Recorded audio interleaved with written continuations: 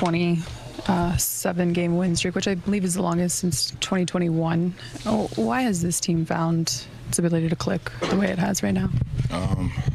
We know what we want to do every night. Our coaches have putting us in position to succeed, and we're just trying to follow the game plan, and we've been dialed in with our game plan each and every night we step on the floor. Congratulations on 50,000, reaching that milestone. When you just think of all the stats, the numbers, the performances that kind of make up this mark that you have reached, what comes to mind when you hear 50K? I have no idea. I mean, that's a lot of points. I don't know. It's been a lot, to be honest. Obviously, the first thing that comes to my mind is like where I'm from, and just picking up the game when I was a little kid and just having a love for the sport, and was hoping that someday I'd be able to play at the highest level, and I've been able to do that and really enjoy it, and really enjoy my career. So it's definitely an honor. It's pretty cool to see that. On your 40th, you said that you didn't think the Lakers were a championship team. A lot has changed since then. You guys have now won 7 games in a row. You guys, as of late, have had the best defense in the league. You got a top 3 player in Luka. Do you still feel that way? Do I still feel what way? Do you think the Lakers are a championship team now? We got to continue to get better. There's a lot of things that we want to continue to build, and obviously we want to get healthy as well. We're still missing 2 of our starters. We're missing one of our gritty guys and Goody as well. So, we want to get healthy. I think with a full group, we just want to continue to get better. With a full group, we can go out and compete versus anyone. What's the hardest part about maintaining this level at year 22? The level of play. Just not falling out of love with the process. You continue to fall in love with the process. That's the hardest thing. Every single year. It's gonna be a long season. It's 82 games. 41 of them is on the road. It's a lot of travel. And as you get older, it affects you, even differently. And if you have a family, it affects you even differently. So the process, trying not to fall out of love with the process is the hardest thing. You said, I think it was earlier in this, that you're a natural-born receiver and Luka's a natural-born quarterback. You guys have an operation now where you get to play quarterback and you get to play receiver.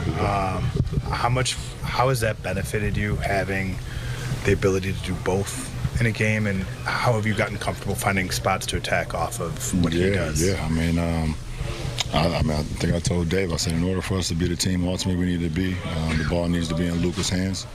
And then when Luka sits down, the ball can be in my hands, or be in AR's hands when he gets back. But I'm very comfortable playing off the ball and finding my spots, running the floor, getting outlet passes from Luka. Being on the backside of a defense, if he's either being blitzed in pick and rolls or switched in pick and rolls, and he attracts so many eyes and bodies, I've been very blessed to be able to be adaptable to whatever team I've been on during my career, to be able to change. And this is another instance, and I was looking forward to that. You're, in some ways, right? You crossed 50,000 with, and congratulations on 49,999 the other day, too. But you crossed 50,000 on a 3. That's the thing I know you've worked a lot at to add to your game. It's probably added years, the ability to hit that shot, but particularly with a player like Luka, having that weapon for you, how does that unlock things? Anytime you're able to get a body off of you or eyes off of you, then it unlocks a lot for you and for our team.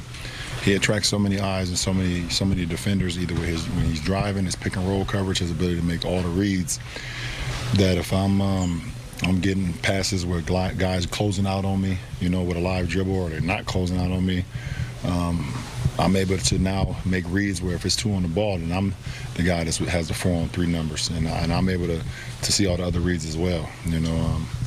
I think there's one play against the Clippers where they blitzed Luka at the top of the key, and he swung it to me. I was in the slot, he swung it to me, and then I started to make the reads, and I was able to find Gabe for a wide open 3 because they was blitzing, and then we had a numbers game. So it's kind of a pick your poison when you have 2, brainiacs when it comes to the game of basketball on the floor at the same time. One of the rules of you like the teams that you're on that you like to see follow is if a guy is on the floor, you go pick him up. He's your teammate. What did you like out of that third quarter sequence where Dalton got taken out of the air and you had Luka and Vando coming right away to him? We are a very close-knit group, and we want to protect each other no matter what, throughout the course of the game. And having our Trey and Vando and Goody and Dodo, a bunch of our enforcers that make sure that it doesn't get outside the lines of basketball, and they protect all of us. So it's great to have a group like that. Ron, when Last we were question. talking to Scott Van Pelt the other night, you said basketball is kind of like listening to music, or watching basketball is like listening to music. What is musical about basketball to you, and do you find it to be like an art form or a form of creative it's just the expression? rhythm. It's just the rhythm. You can literally, watch a game on mute and then play music at the same time, and you can see the cadence. You can see the cadence of how someone dribbles and how someone moves. It's like, I remember I was a kid, and me and my friends, we used to walk through the mall, couldn't afford anything, but we would just have an imaginary basketball, and people would walk up to us, and we would, cross them over, and it's like a rhythm. And in the mall, they always had this black background music playing in the mall.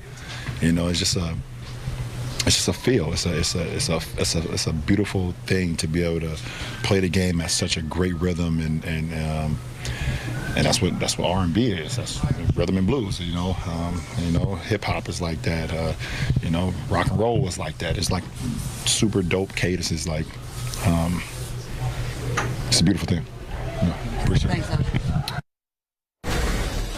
Trying to avoid being repetitive to like the previous wins that have had somewhat of a similar structure. What's the thing that stood out to you about tonight?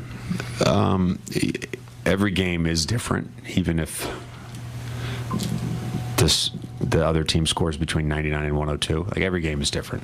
They're all different. They all present their own problems. Like I said pregame, Zion obviously presents a lot of problems, and we made adjustments. He was moving tonight.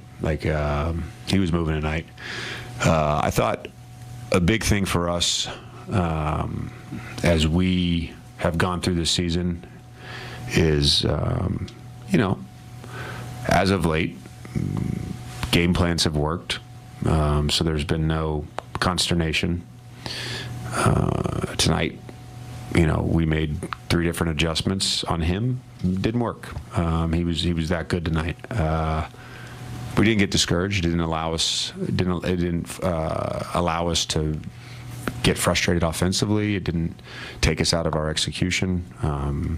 We stayed very connected, even with some turnovers. I just thought our approach to the game was really good tonight. I'm sure your analytics crew has certain numbers on it, but like the types of shots that Luka was creating, it seemed like it was either dunks, layups, or wide open threes. Did you get that sense? And then how does that make a team play? Yeah, they tried a bunch of different coverages on him. Blitz, the red, the drop. He's